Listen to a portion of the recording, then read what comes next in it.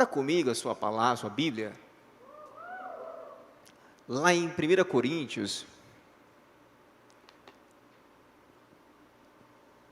1 Coríntios,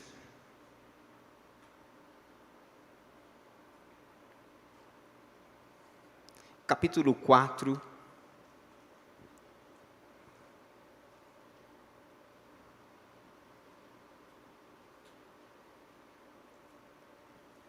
você que nos visita pela primeira vez, seja muito bem-vindo. Essa é a nossa casa, temos cultos 2 vezes por mês, as células ainda estão suspensas. 1 Coríntios 4, versículo 5, quem achou, acompanhe comigo aí na sua Bíblia, no seu celular. Portanto, não julguem ninguém antes da hora, esperem o julgamento final, quando o Senhor vier, Ele trará para a luz os segredos escondidos no escuro e mostrará as intenções que estão no coração das pessoas. Então cada um receberá de Deus os elogios que merecem.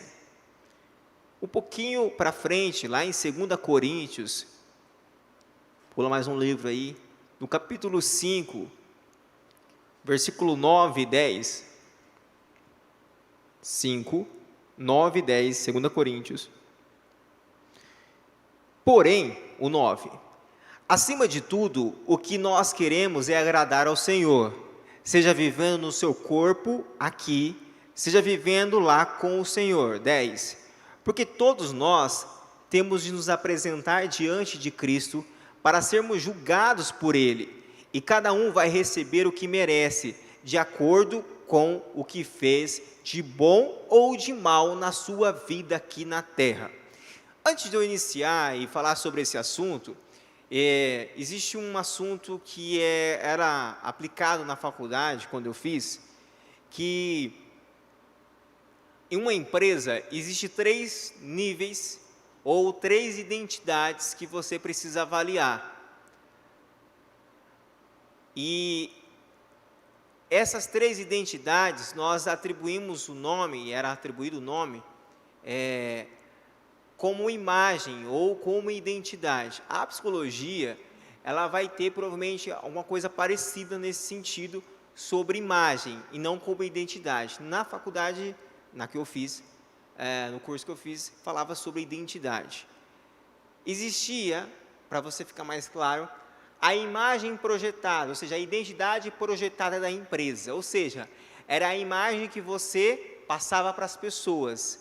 Você investia no marketing, você investia para mostrar para as pessoas, para os seus clientes, que a sua empresa era atrativa. Então, essa era uma imagem projetada. Lembra de projetor? Então, você projetava uma imagem para as pessoas.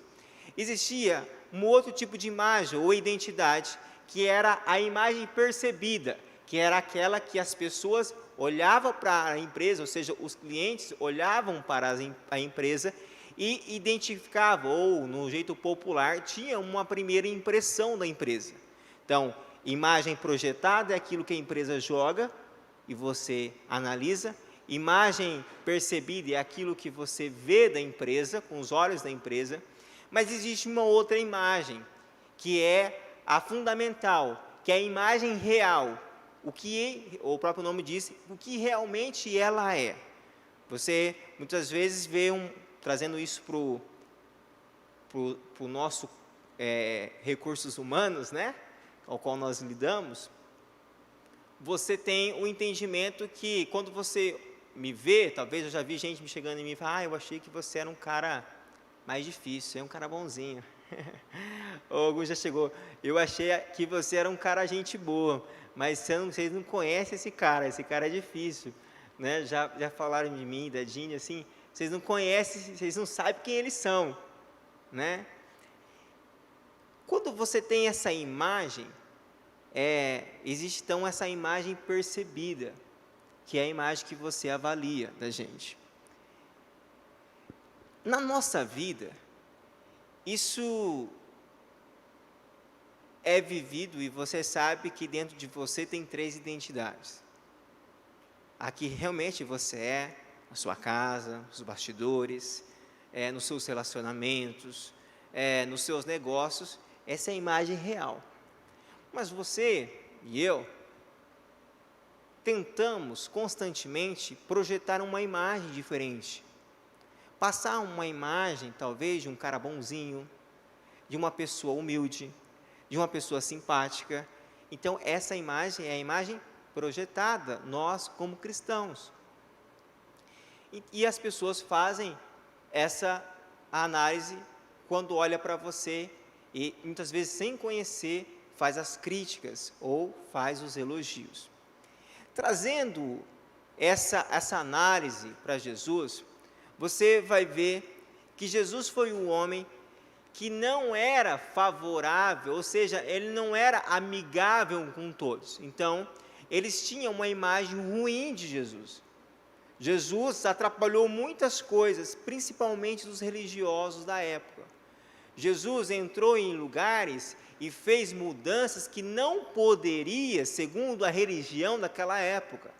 Jesus curou no sábado, e por isso houve um conflito.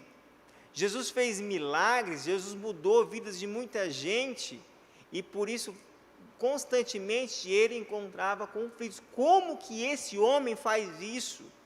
E o interessante que naquela época ele foi considerado pelos governadores, pelos religiosos, até como herege.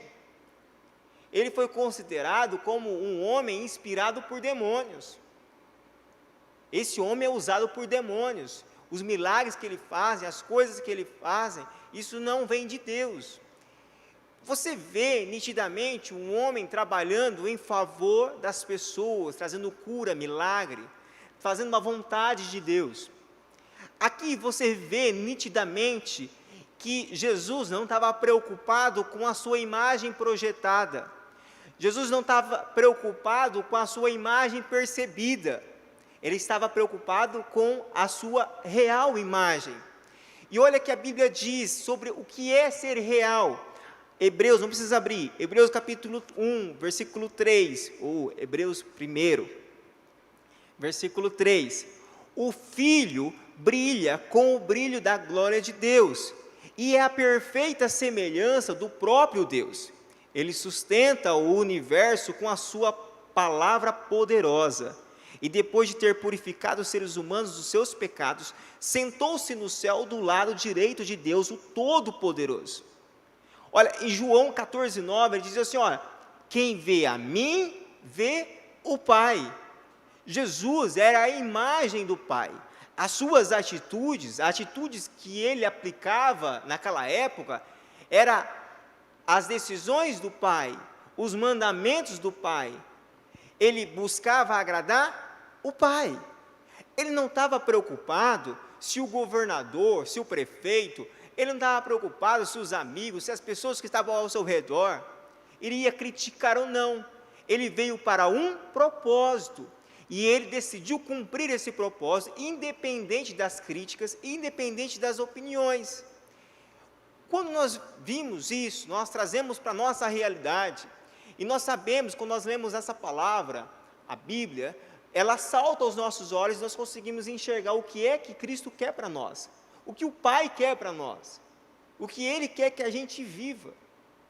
Existe um propósito por trás disso aqui tudo, mas muitas vezes nós queremos agradar as pessoas, nós queremos agradar os nossos parentes, os nossos amigos, e nós nos adequamos, ou seja, nós assumimos a forma das pessoas, nós assumimos a forma das coisas dessa terra.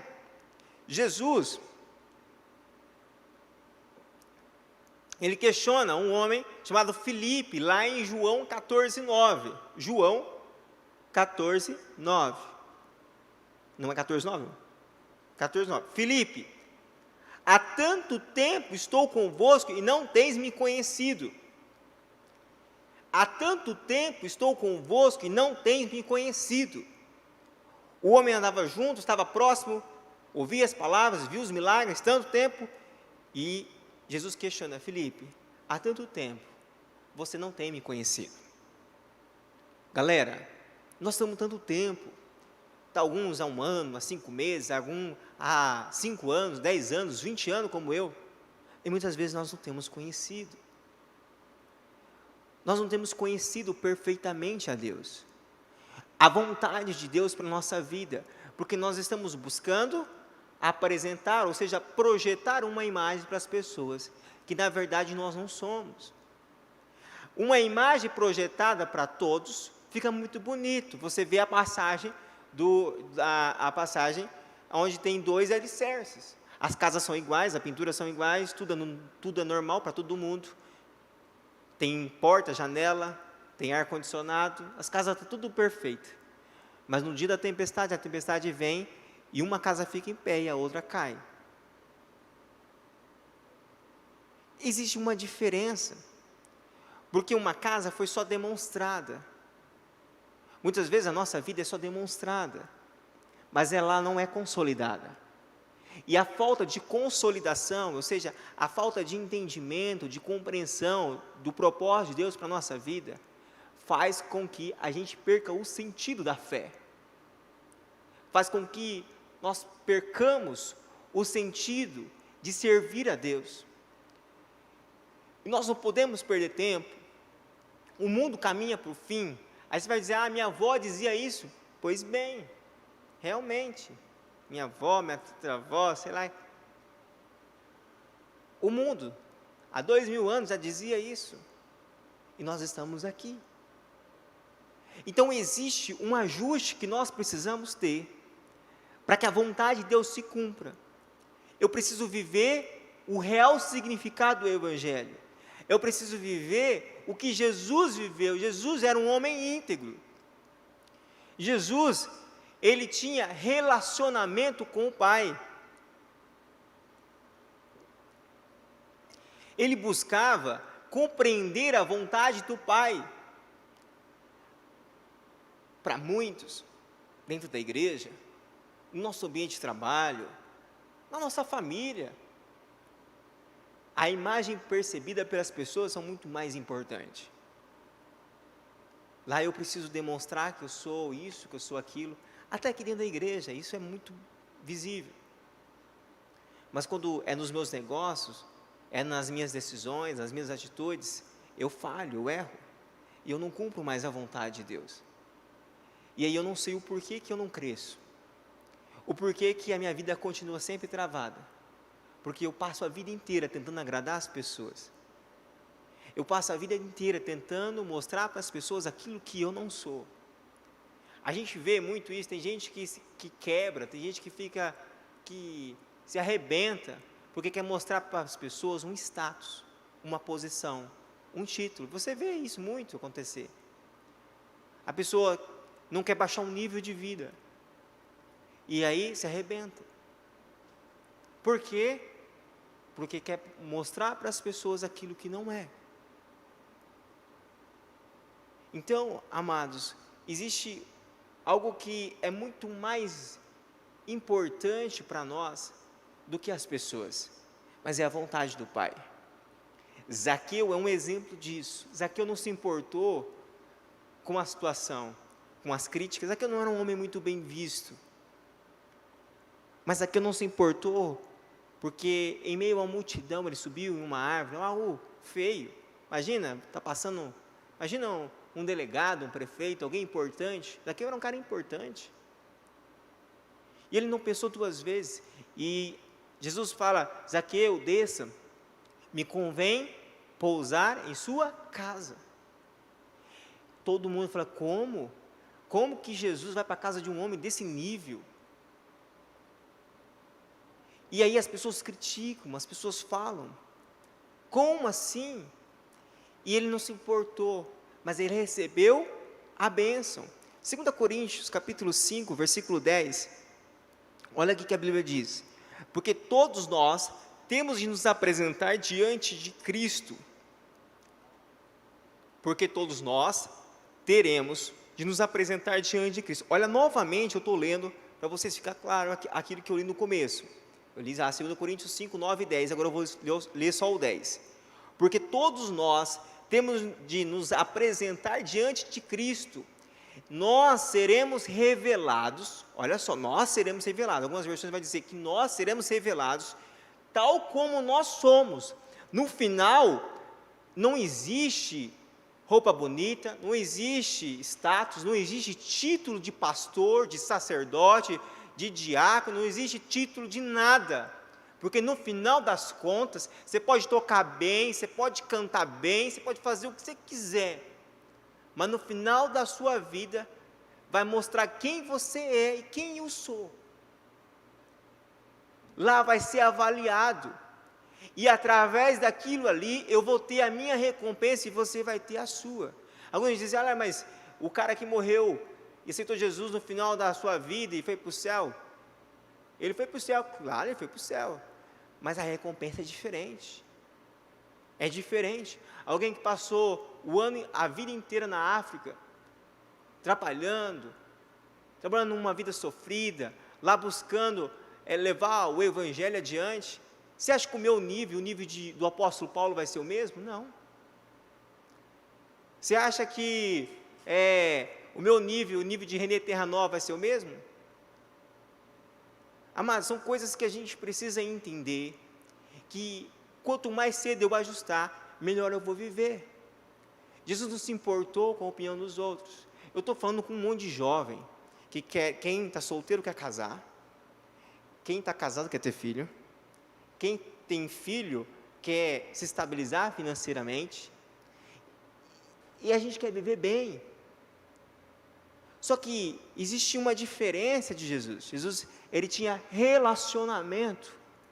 Quando nós falamos de imagem projetada, ou seja, é a imagem que foi colocada sobre mim, uma capa. Eu já vi gente, eu não vou entrar nesse assunto, que é polêmico, mas eu já vi gente fazer tatuagem no braço, no peito, e se arrepender. O cara nunca tira a camisa, porque ele tem vergonha. Ninguém sabe que ele tem tatuagem. Quando nós queremos esconder alguma coisa, nós colocamos uma capa por cima. Eu voltando lá no início, em Gênesis, você conhece Adão e Eva? Eles estavam nus. Quando o pecado entrou, quando eles quebraram o princípio, o que aconteceu? Eles entenderam que eles estavam nus. Eles correram, Deus resolveu a situação, os olhos se abriram, e eles conseguiram ver, e conseguiram diferenciar entre a maldade, porque houve um engano. E quando a capa é colocada, nós perdemos a pureza. Quando existe uma capa sobre nós, que é mostrada para as pessoas, nós perdemos a pureza. Jesus em nenhum momento perdeu a pureza, ele sempre foi puro, porque ele era o que é. Ele mostrava para as pessoas o que ele veio fazer, o objetivo do Pai. Não tinha capa, não tinha papel de parede, não tinha nada bonito. O que era aquilo. Jesus era a verdade, Jesus é a verdade. E ele cumpriu o seu chamado, e o seu nome é exaltado. Quando nós lemos aqui, o seu nome é exaltado, nós cantamos aqui. O seu nome é exaltado. Eu não expulso o demônio em nome de Paulo, em nome de João. Eu expulso o demônio, você expulsa o demônio em nome de quê? De Jesus. Quando a dor de cabeça chega na sua casa, quando o nervosismo chega, quando você está irado, quando você precisa de uma ação, você clama Jesus. O nome dele é maior do que qualquer outro nome. Existe poder no nome dele, há poder no nome dele, mas porque ele se colocou na vontade do Pai, e ele cumpriu o propósito. Nós precisamos cumprir o propósito. Jesus veio para evangelizar e propagar o Evangelho. Ele deu o pontapé inicial. Alguém tem que começar. Alguém tem que começar na sua casa. Alguém tem que começar na sua casa, dobrando o joelho, orando pelos seus pais, pela sua família, expulsando os demônios, as discussões, as brigas que tem lá. Alguém tem que se posicionar. Quem? Você. Cabe a você. Talvez a gente está cansado, desanimado. Muitas vezes a gente sabe nem como orar, mas ele nos ensina. Tem vezes que você ajoelha, coloca uma música, e aí você não sabe nem o que você vai fazer. Aí a cabeça começa a vagar, o cheque que você vai cobrir, as contas que você vai pagar, e aí você vai, não é verdade? E as coisas vão indo, e aí passa o tempo, e você não busca a Deus, e vai indo, e vai indo, e vai indo. E aí eu sempre apresento uma imagem. E aí, mas eu tenho boa intenção, como diz aquele ditado, de boas intenções, o inferno está cheio. 2 Coríntios 5,11, diz assim, e porque conhecemos, eu vou só ler só a última parte, e porque conhecemos este solene temor do Senhor, que nos esforcemos tanto. Observe que a palavra solene temor, o temor do Senhor faz com que a minha imagem seja real. Quando eu tenho temor a Ele, eu não consigo me desviar do caminho. Eu ando alinhado, porque eu tenho temor. Então, eu não roubo, eu não xingo, eu não me embriago, eu não faço coisas erradas que o mundo faz. Então, eu tenho o temor do Senhor, porque a palavra me alinha. Ela é o meu balizador. Lembra na autoescola? Quando você tinha que fazer, aquilo é baliza. Ele é o balizador. Se você bater, sair fora e derrubar, subir no meio fio, está reprovado. Lembra? Ele é o balizador da nossa vida. Quando você lê, a Bíblia vai saltando as letras e a gente vai entendendo, olha, eu preciso ajustar nisso, eu preciso me corrigir, ou eu preciso parar de ser meio dodóizinho, de mimimi, eu preciso fazer a vontade de Deus. Então Deus escreve em nós a vontade dEle. Mas para isso eu preciso ter temor. Quando eu tenho temor, é nítido, igual água e óleo, não se junta. É nítido. Que quando eu tenho temor, eu ando, olha só, quando eu tenho temor, eu ando de forma real. Eu apresento a minha imagem real, que eu disse no começo. Quando eu tenho temor ao Senhor, a imagem real é apresentada. Não tem nenhuma forma de desconfigurar, mas quando eu não tenho temor, eu tenho que correr atrás para apresentar alguma coisa. Eu tenho que projetar alguma coisa para as pessoas perceberem a diferença em mim. Eu preciso correr atrás para agradar todo mundo. E é ruim quando você quer agradar todo mundo, você não agrada. Eu já entendi que eu não vou conseguir agradar todo mundo. No começo, vou contar um pecado. No começo eu achava que eu ia agradar todo mundo. No começo eu achava que eu ia ser amigo de todo mundo. No começo eu achava que todo mundo ia estar comigo. Estamos juntos, né? Estou junto. Mas não é. É diferente.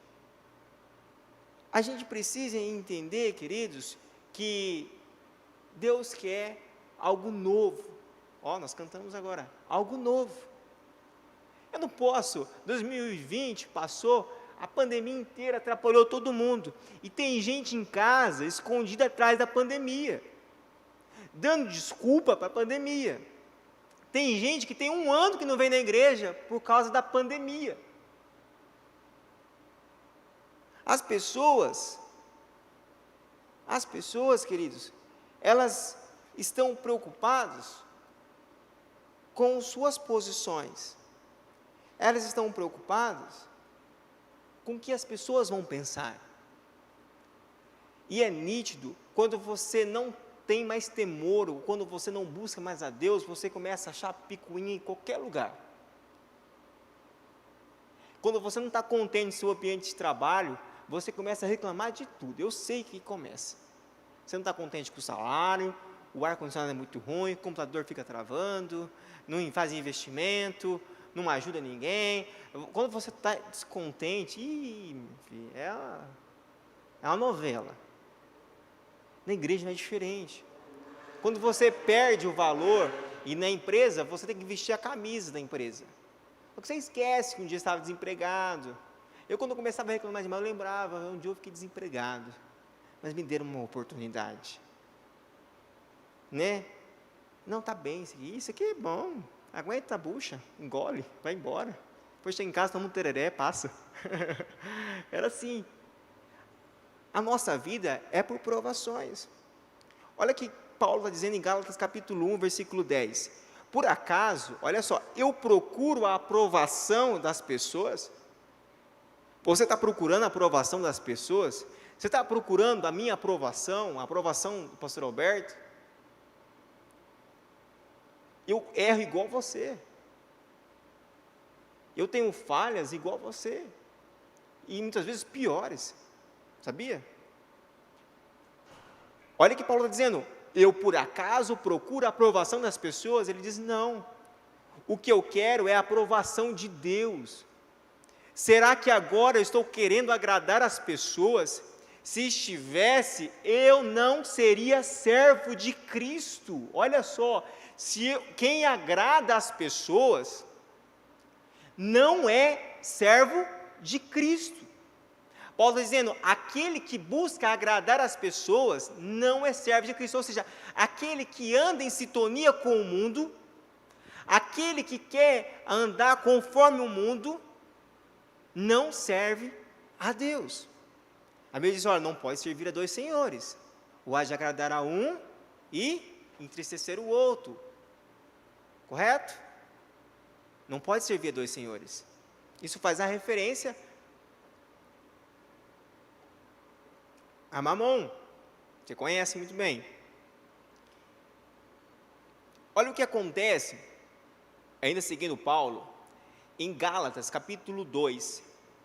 Eu vou ler, eu quero que vocês prestem bastante atenção, porque é um pouquinho longo. 2. Olha o que Paulo está advertindo Pedro. Lembra de Pedro? Pedro, é aquele homem mesmo, Pedro, o que andou sobre o mar, é aquele homem que esteve com Cristo. Olha só, Pedro. Gálatas 2, versículo 11. Quando Pedro chegou a Antioquia, tive um confronto face a face com ele, porque ele estava claramente desalinhado. Eis aqui uma situação. Paulo começa a narrar. Anteriormente, antes que certas pessoas houvesse chegado da parte de Tiago, tinha uma galera vindo da parte de Tiago, tá? Pedro comia regularmente com os não-judeus, mas quando aquele grupo conservador chegou de Jerusalém, ele cautelosamente recuou e deixou o máximo de distância possível entre si e seus amigos não-judeus. Vou dar um ponto aqui. Lá na faculdade, quando você via alguém crente, um exemplo, você já dava uma escondidinha na bebida, lembra? Lá, quando está fazendo uma coisa errada, você via alguém, na época era o pastor, hoje nem mais isso, não tem mais nem que falar sobre isso. Você dava um jeito de camuflar, nos ambientes familiares, né? Você dava uma pincelada, dava uma viradinha. Por quê? Porque você se comportava com aquela galera, você precisava animar a galera, certo? Olha aqui que Pedro está dizendo, ele queria manter a amizade com todo mundo, amado. Olha, que bênção, um cara receptivo, um cara amigo de todo mundo, a galera, né? Cara político. Mas quando aquele grupo conservador chegou a Jerusalém, ele cautelosamente recuou e deixou o máximo de distância possível entre si e os seus amigos não judeus. Isso demonstra o quanto ele estava temeroso da facção dos judeus conservadores que tem impressionado para uma manutenção do velho sistema de circuncisão. Infelizmente, o restante dos judeus na igreja de Antioquia se juntou à hipocrisia. É ruim você chamar alguém de hipócrita? É. Quem é hipócrita? Alguém que dissimula. Alguém que mostra o que não é. Esse é um hipócrita. Dissimulação é hipocrisia. Ou hipocrisia é dissimulação. Se existe dissimulação, nós somos hipócritas. Então, infelizmente, o restante dos judeus na igreja de Antioquia se juntou a essa hipocrisia. Olha só como é importante a nossa posição. olha o que acontece. De modo que até Barnabé foi influenciado por essa dissimulação. Não bastou ele sair fora do propósito, mas ele levou com ele mais um. Ele comprometeu a fé de mais um, ele influenciou mais um. Quantos que estavam aqui foram influenciados e se perderam no meio da caminhada porque deram moral para muita gente que não deveria? Quantas vezes um falou, o outro falou, mas deu moral para quem não deveria e está perdido? Amados, a minha salvação, como ela disse, é minha. Eu que tenho que cuidar. O que eu faço, o que eu vejo, minhas atitudes, eu tenho que cuidar. Vou voltar lá. Barnabé foi influenciado por essa dissimulação. Ele continua. Mas quando eu vi que eles não estavam mantendo um rumo firme e reto, de acordo com a mensagem, ou seja, conforme o alinhamento da palavra de Deus, não existia alinhamento, eles estavam saindo fora do propósito. Eles foram para um propósito e não estavam cumprindo o propósito. Então, levantei, olha só, Paulo está dizendo, eu levantei a voz para Pedro diante de todos eles, eu levantei a voz, diante de uma multidão, confrontou Pedro. Se você, um judeu, vive como um não judeu, quando não está sendo observado pelos cães de guarda de Jerusalém, que direito você tem de exigir que os não-judeus se conformem com os costumes judaicos apenas para dar uma impressão? Ou seja, eu quero fazer uma projeção, eu quero mostrar para as pessoas aquilo que eu não sou. Uma imagem projetada. Olha, eu volto na história do início. Uma imagem projetada. Costumes judaicos apenas para dar uma impressão, favoráveis aos seus velhos colegas judeus. Amados, comer com os gentios naquela época era o mesmo que aceitar o mesmo nível que os judeus.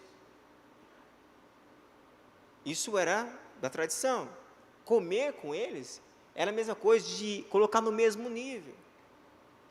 E chamar ou considerar eles como uma família em Cristo. Existia uma dissimulação. Existe uma passagem, Atos 5, você vai lembrar de Ananias e Safira, lembra?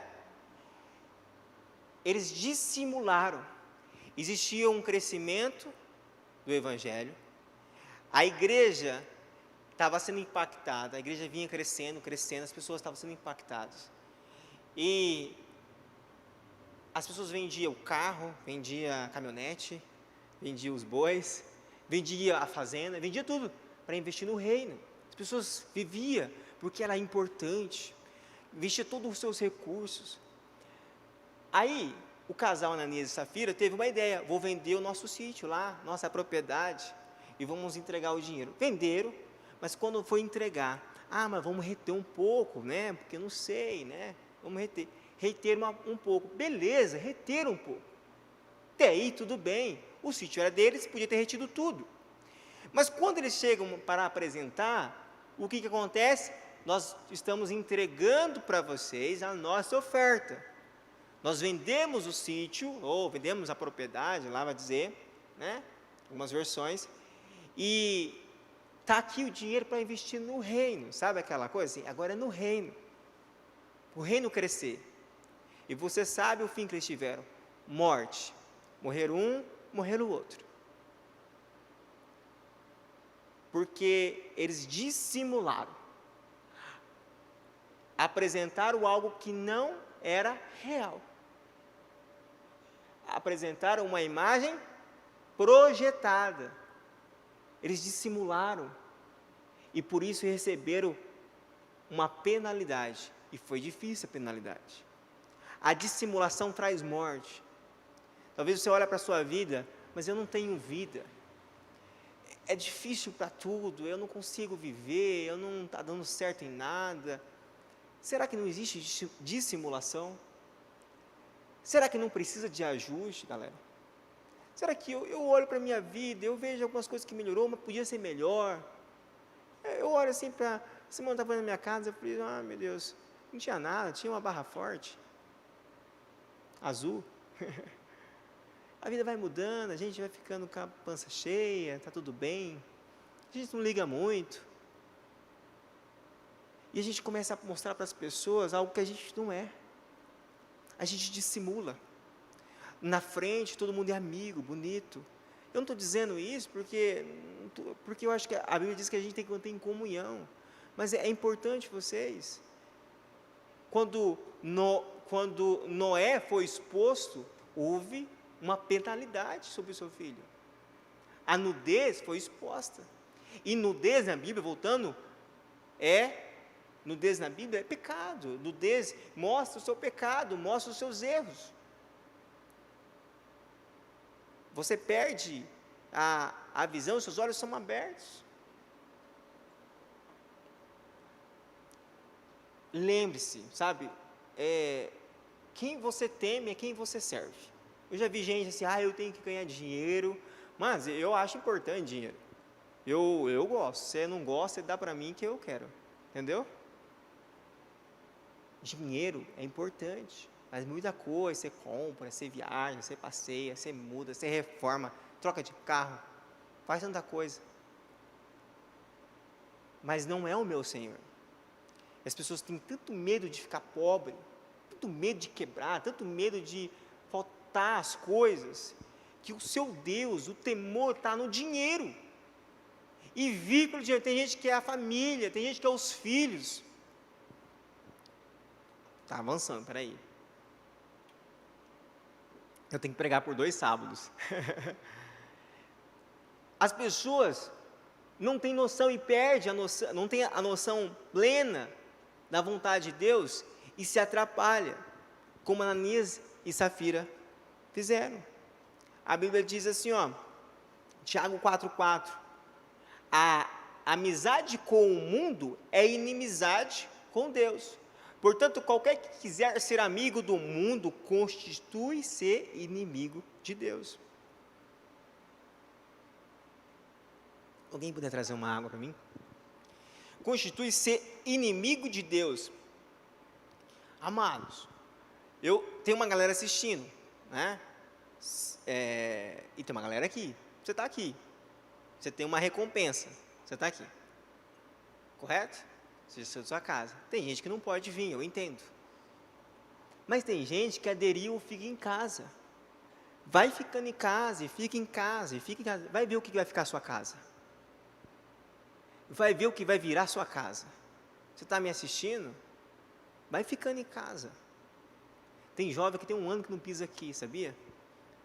O casamento está todo destruído, mas não vem aqui. Não está bem emocionalmente, mas não vem aqui. Por quê? Fica em casa. Tá bom, fica em casa. Depois a gente resolve isso. A gente paga para ver. A gente paga para ver, queridos, o que vai ser na nossa vida. Obrigado. O que vai ser na nossa vida. Hebreus 4,12 diz, pois a palavra de Deus é viva e poderosa.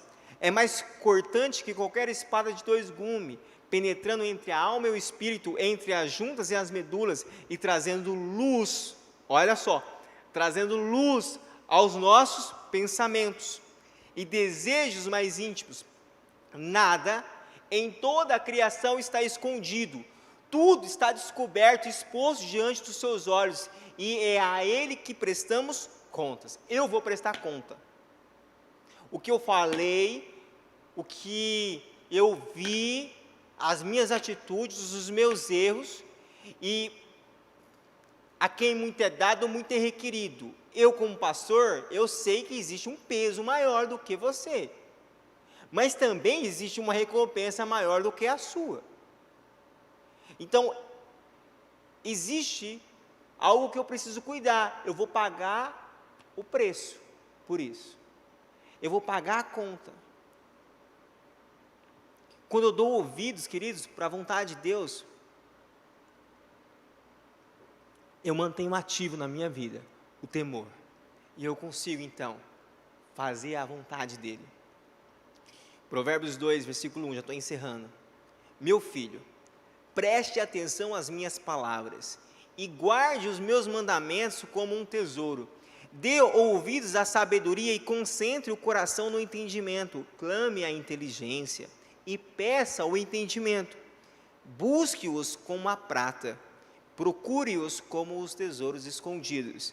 Então entenderá o que é o temor do Senhor e obterá o conhecimento de Deus. Eu já vi gente aqui parar no meio do caminho, mas eu já vi gente que está aqui comigo, que não tinha perspectiva de nada, e hoje está bem, mas porque decidiu continuar, decidiu persistir em fazer os devidos ajustes. A gente erra, eu erro também, você erra, todo mundo erra, a gente está aqui, é propício. Mas uma coisa é quando a gente perde o temor, porque quando a gente erra, a gente sabe que a gente errou. E hoje as pessoas conseguem se manter firme na igreja, porque entende que nos erros e nos acertos, Ele nos ama. Ele amou cada um de nós. Ele se entregou naquela cruz por nós. Ele pagou um preço alto por nós.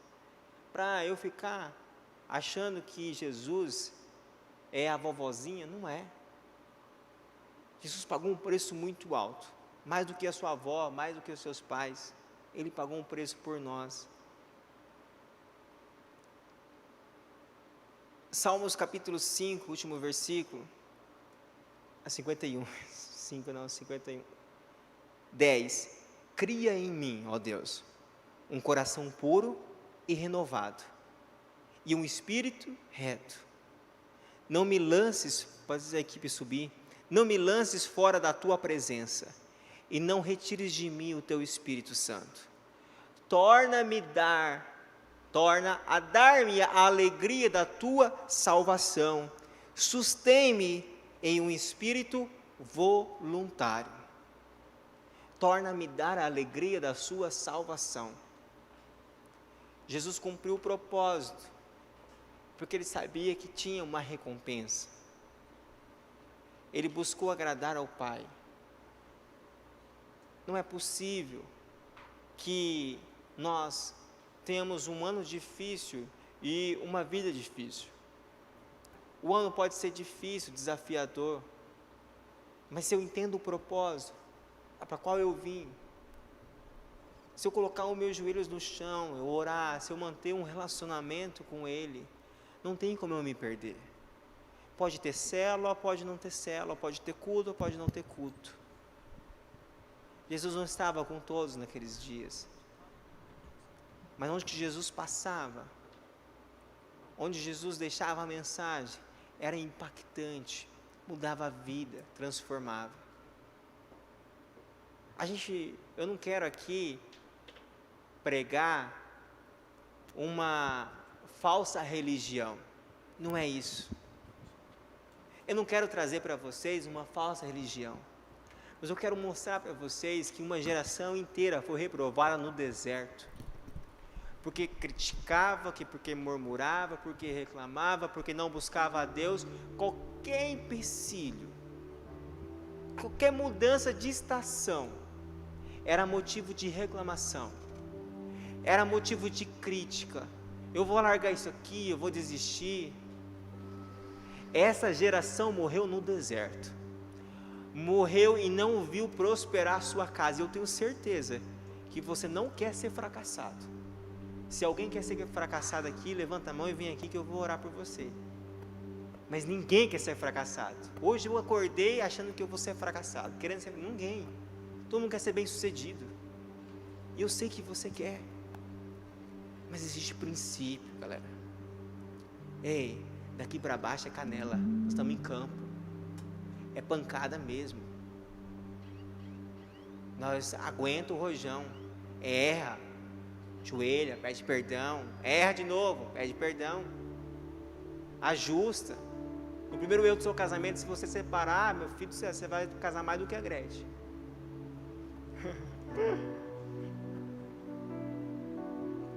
É assim, mas eles requerem um coração.